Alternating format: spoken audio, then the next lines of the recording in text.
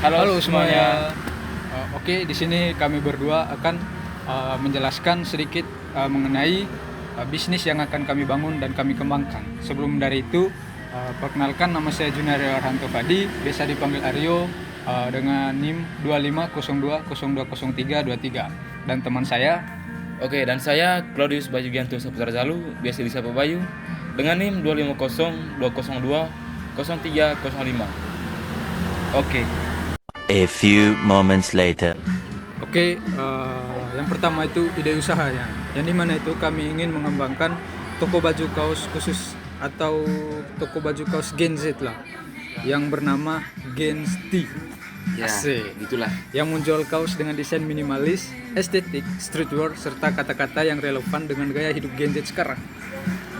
Produk dijual secara online melalui Instagram, TikTok Shop, dan Shopee, serta untuk offline-nya itu terbatas melalui sistem pre-order dan event kampus.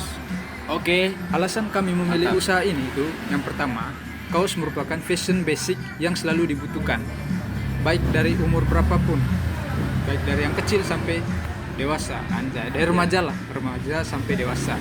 anjay. Kemudian yang kedua itu, yang berikut, Gen Z sangat aktif di media sosial. Yang ketiga, tren fashion Gen Z cepat berubah sehingga peluang repeat order tinggi, cepat melonjak. Terus keempat itu, modal relatif kecil dan cocok untuk mahasiswa. Untuk analisis pasar, yang kedua, untuk analisis pasar, kompetitor dan SWOT. Yang pertama itu analisis pasarnya. Untuk target pasarnya itu, yang kami targetkan itu usia 16 sampai 25 tahun. Segmentasinya itu pelajar SMA, mahasiswa, dan Gen Z pekerja awal. Keren, teman. Untuk perilaku konsumen itu, yang pertama, menyukai produk yang unik dan berbeda dengan yang lain. Terus harga terjangkau dan juga sangat terpengaruh oleh influencer dan konten TikTok. Poin B yaitu analisis kompetitor, atau yang keduanya itu analisis kompetitor. Untuk kompetitor utamanya itu brand kaos lokal, online shop, Instagram, dan TikTok. Terus yang kedua itu toko kaos distro. Untuk kelebihan kompetitornya itu brand sudah dikenal dan kapasitas produksinya itu besar. Untuk kelemahannya itu desain kurang personal, kemudian harga relatif mahal dan kurang interaksi dengan pelanggan. Terus yang ketiga itu analisis SWOT, atau analisis SWOT yaitu strength atau kekuatan. Yang pertama itu desain mengikuti tren Gen Z, terus harga terjangkau, pemasaran digital aktif. Kemudian weakness atau kelemahannya. Yang pertama itu brand masih baru dan juga produksi masih sangat terbatas. Terus opportunity atau peluang. Gen Z sangat aktif di media sosial, kemudian tren lokal brand semakin meningkat, dan TikTok Shop memudahkan proses penjualan. Terus threat atau ancaman, banyaknya kompetitor dan juga tren fashion cepat berubah. Yang ketiganya itu strategi STP, value proposition, dan marketing mix. Yang pertama itu STP, segmenting Gen Z usia 16 sampai 25 tahun yang aktif di media sosial. Kemudian targeting atau targetnya mahasiswa dan pelajar yang menyukai fashion casual dan streetwear. Terus positioning, brand kaos Gen Z dengan desain yang relate, harga ramah, dan kualitas yang nyaman. Yang keduanya itu value proposition. Yang pertama, desain yang relate dengan kehidupan Gen Z, kemudian menggunakan bahan katun yang nyaman dipakai, kemudian harga terjangkau yaitu 85.000 sampai 120.000, dan yang terakhir itu limited edition sehingga tidak pasaran. Kemudian yang ketiga itu marketing mix. Produknya itu kaos oversize dengan sablon DTF, desain minimalis dan streetwear. Kemudian price-nya itu atau biayanya itu 85 sampai 120.000. Untuk place-nya itu Instagram, TikTok Shop, dan Shopee. Untuk promotionnya itu kami melalui konten TikTok, OOTD, POV Gen Z. Kemudian endorsement mikro influencer dan promo bundling dan flash sale. Ya, begitu. Dan yang keempat itu proses operasional harian. Yang pertama, riset tren desain melalui TikTok dan Instagram.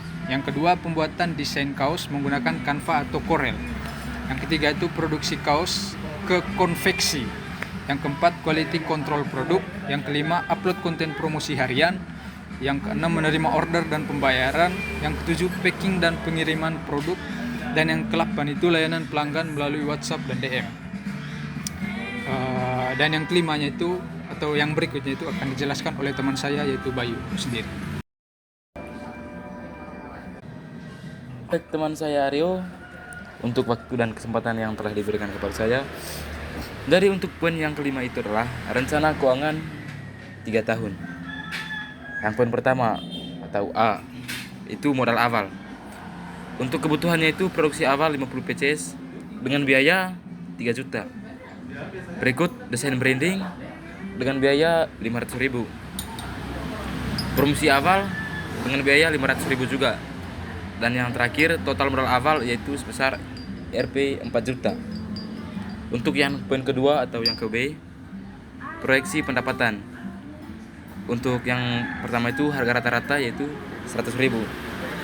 Dan yang kedua, penjualan per bulan yaitu 100 PCS. Untuk pendapatan per bulannya yaitu 100 kali Rp 100.000. Tebak berapa? Berarti 10 juta. Untuk yang berikut adalah pendapatan per tahun. Jadi untuk pendapatan per tahunnya itu kami sudah kali bagikan. Untuk pendapatan per tahunnya itu adalah 120 juta. Untuk poin yang ketiga atau yang ke C itu adalah proyeksi biaya bulanan. Untuk biayanya itu adalah produksi itu biaya jumlahnya itu sebesar Rp 5 juta. Untuk yang promosinya itu kena biaya 1 juta. Untuk operasional kena biayanya itu juga 1 juta. Total biayanya yaitu 7 juta. Dan yang keempat itu apa ya? Dan yang keempat itu adalah laba bersih.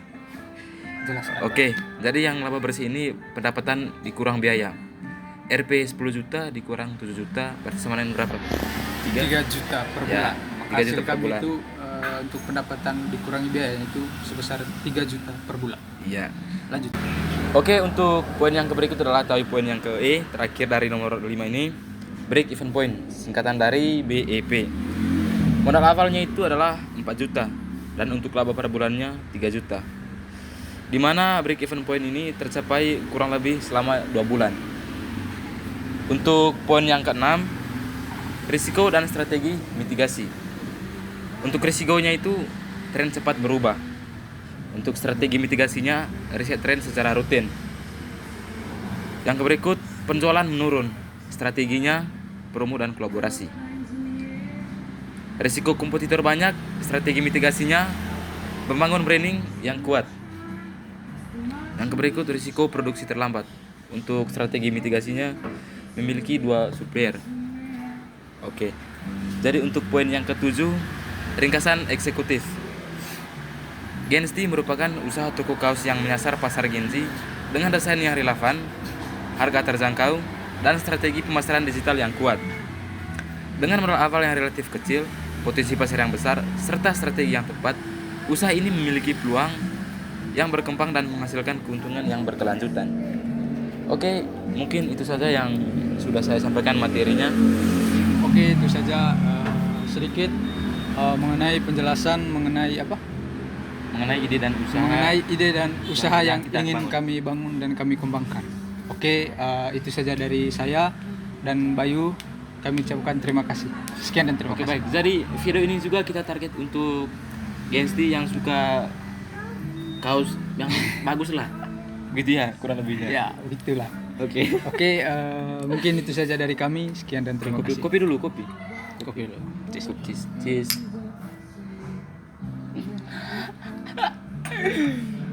Oke guys, kopinya pahit guys.